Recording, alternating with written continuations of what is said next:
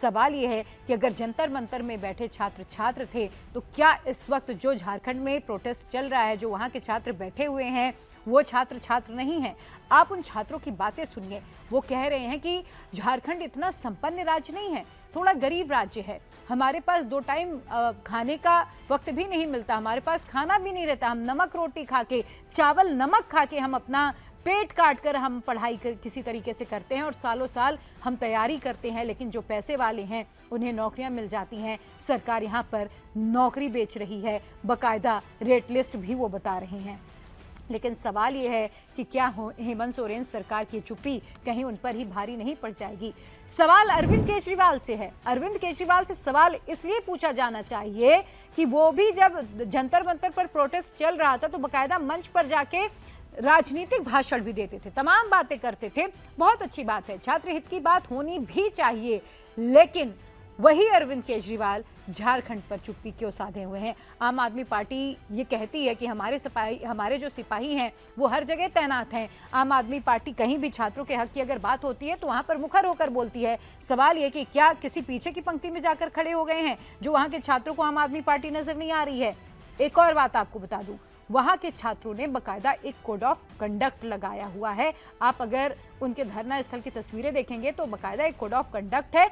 वो इसलिए कि जिस तरीके में जंतर मंतर के प्रोटेस्ट का राजनीतिकरण हुआ, इसका कोई सियासी फायदा ना उठा पाए, कोई सियासी दल इसे अपने फेवर में ना भुना पाए और वो पूरी तरीके से छात्रों का प्रोटेस्ट जो है उनकी मांगों तक ही सीमित रहे, इसीलिए छात्रों ने बकायदा एक कोड ऑफ कंडक्ट लगाया हुआ है। उन्होंने किसी भी राजनीतिक चेहरे को मंच पर आने से मना किया है। किसी तरीके का राजनीतिक भाषण नहीं होगा, ये साफ तौर पर उनकी तरफ से कहा गया है। अब सवाल है हेमंत सोरेन सरकार से। आप कहते हैं कि आप छात्रों के साथ खड़े हैं, तो फिर आप छात्रों के साथ किस तरीके से खड़े हैं वो किसी को अभी तक नजर क्यों नहीं आ पा रहा है? दूसरा सवाल ये, अगर छात्रों की मांग है सीबीआई जांच होनी चाहिए, तो सीबीआई जांच से आपको डर क्यों लग रहा है? क्या ऐसा तो नहीं कि सरकार की तरफ से कुछ छुपाने की कोशिश की जाए? कहीं ऐसा तो नहीं कि कुछ ऐसे नाम सामने आ जाएं जिससे सरकार की अपनी ही मुश्किलें खड़ी हो जाएं? आखिर सीबीआई जांच की मांग क्यों नहीं मानी जा रही है? ये बड़ा सवाल बना हुआ है। एक और बात, सवाल ये भी है कि अगर आपने छात्रों से कहा डेलीगेशन बनाइए, 8 छात्रों का बकायदा डेलीगेशन बन भी गया, तो फिर अभी तक सरकार की तरफ से बातचीत की जगह क्यों उन्हें नहीं बताई गई है? सरकार की तरफ से बातचीत की टाइमिंग अभी तक क्यों नहीं सुलझाई जा रही है?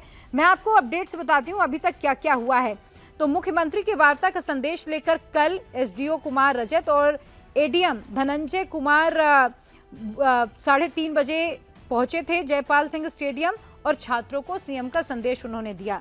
सीएम ने छात्रों से बातचीत के लिए 4 मंत्रियों की कमेटी बनाई है। उसमें उच्च शिक्षा मंत्री सुदिव्य कुमार सोनू, ग्रामीण विकास मंत्री दीपिका पांडे सिंह, कल्याण मंत्री हैं चमरा लिंडा और उद्योग मंत्री हैं संजय प्रसाद यादव, इन्हें शामिल किया गया है उस कमेटी में जो छात्रों के डेलीगेशन से बातचीत करेंगे। सीएम ने बुधवार दोपहर अपने आवास पर इन मंत्रियों के साथ बकायदा एक बैठक की और छात्रों के मामले को लेकर चर्चा हुई। इसके बाद छात्र नेताओं को बातचीत के लिए बुलावा भेजा गया, लेकिन वार्ता पर सहमति नहीं बन सकी। छात्र नेता देवेंद्र नाथ महतो ने 2 अगस्त से, आपको मैं बता दूं कि अन्न जल छोड़ दिया है और वो आमरण अनशन पर बैठे हुए हैं। वो कह रहे हैं कि अगर मेरी मृत्यु से सरकार जागती है तो फिर मुझे कोई आपत्ति नहीं है, मेरी मृत्यु हो जाए लेकिन छात्रों को उनका हक मिल जाए, ये सवाल है। अब जेपीएससी पेपर लीक के केस में अब तक क्या क्या हुआ है जरा वो समझ लीजिए। 19 अप्रैल 2026 जेपीएससी 14वीं संयुक्त सिविल सेवा प्रारंभिक परीक्षा हुई।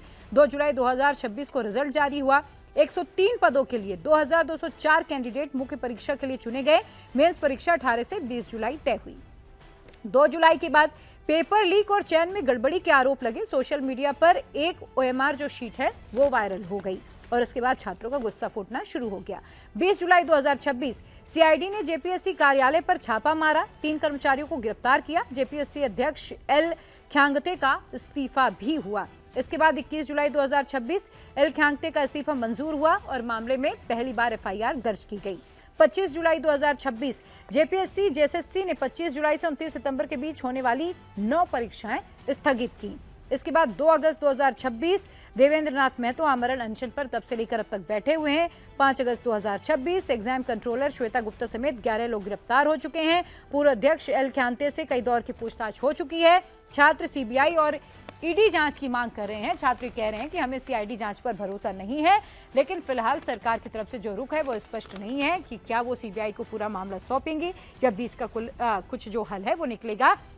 लेकिन छात्रों की तरफ से एक और बात साफ कर दी गई है कि 10 तारीख को वो विधानसभा का घेराव करेंगे। अगर सरकार उनकी मांगे नहीं मानेगी तो फिर ये छात्र आंदोलन लंबा चलने वाला है, खत्म नहीं होगा। अब देखना होगा, वार्ता होती है तो क्या कोई हल निकलता है या फिर ये जो छात्रों की लड़ाई है आगे जारी रहेगी। लेकिन सवाल तमाम उन जिम्मेदार नेताओं से जो तमाम मामलों को प्रमुखता से उठाते हैं, लेकिन झारखंड पर चुप्पी क्या अपना नफा नुकसान को देखकर की जा रही है।